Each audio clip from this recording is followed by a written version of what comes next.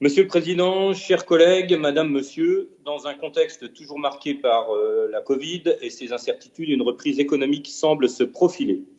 Cette reprise n'est pas le fait de résultats d'une politique endogène, mais bien d'une explosion de la demande exogène et mondiale en économie. Après une période marquée par une diminution de l'activité, le paradoxe, c'est qu'aujourd'hui, les principaux freins à notre développement économique sont le manque de main-d'œuvre qualifiée et motivée, ainsi que la raréfaction des matières premières. Vous proposez, Monsieur le Président, pour accompagner ce constat, un deuxième acte du Business Act, lui-même élaboré au cœur de la crise en 2020. Pour commencer, vous annoncez dans votre processus, initialement, une consultation populaire et partenariale, que je ne remets pas en cause sur son principe, mais quand on va sur le site Consultation Business Grand Acte, on constate qu'il n'y a que 39 contributions, 44 votes et 22 participants. C'est vrai que c'est un peu limité comme base de travail.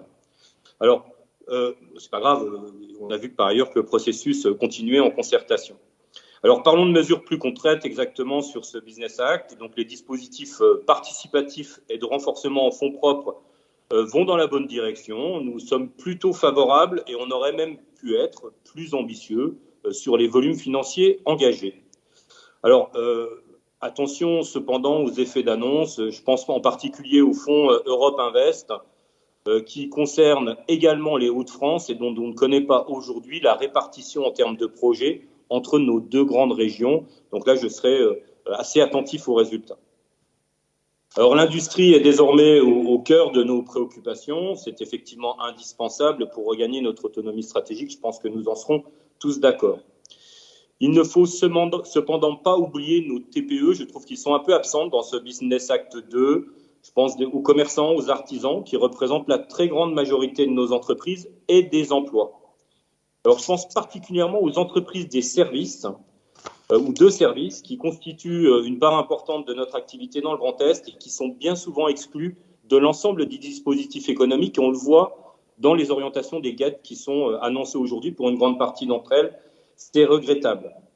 Alors, je cite un responsable du MEDEF qui avait dit l'année dernière, la crise nous a plongé au cœur du sujet, c'est le moment d'y rester. Je ne voudrais pas qu'on s'en éloigne et qu'on, voilà, en allant trop vers l'avenir, qu'on oublie les préoccupations du quotidien de nos entreprises.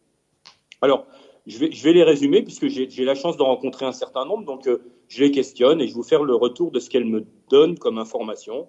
En résumé, je cite, il y a une absence de lisibilité des dispositifs d'aide. Alors, ça englobe les aides de la région, mais également les aides de l'État. Voilà, c'est vraiment la perception globale. Donc, une absence de lisibilité des dispositifs d'aide et d'accompagnement des entreprises. Ils semblent se superposer et finalement deviennent incompréhensibles, voire dans certains cas dissuasifs.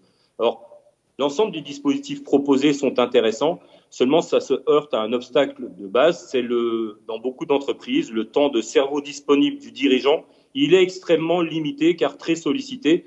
Donc, tous ces dispositifs participatifs sont certes attrayants, mais malheureusement, je pense qu'ils seront peu usités de ce fait. Alors, le risque, c'est la sous-utilisation de certains dispositifs. Alors, je souhaite bonne chance, notamment aux commerçants pour Grand Est numérique, puisque comme ça va être financé par l'Europe, ils vont toucher du doigt le bonheur de la simplification des dispositifs européens. C'est de l'ironie, évidemment. Alors, pour résumer, je reprends vos propos. Vous ne voulez plus que la région soit un guichet de financement des entreprises, mais vous voulez initier dynamique. En soi, je pense que c'est intéressant. Cependant, Grand Est Transformation est dans cette perception assez représentative. C'est-à-dire que l'initiative et l'innovation, elle ne nous appartient pas. Elle n'appartient pas aux politiques. Elle appartient dans nos sociétés libérales, au monde économique. Elle doit donc rester la prérogative des entrepreneurs et des chercheurs.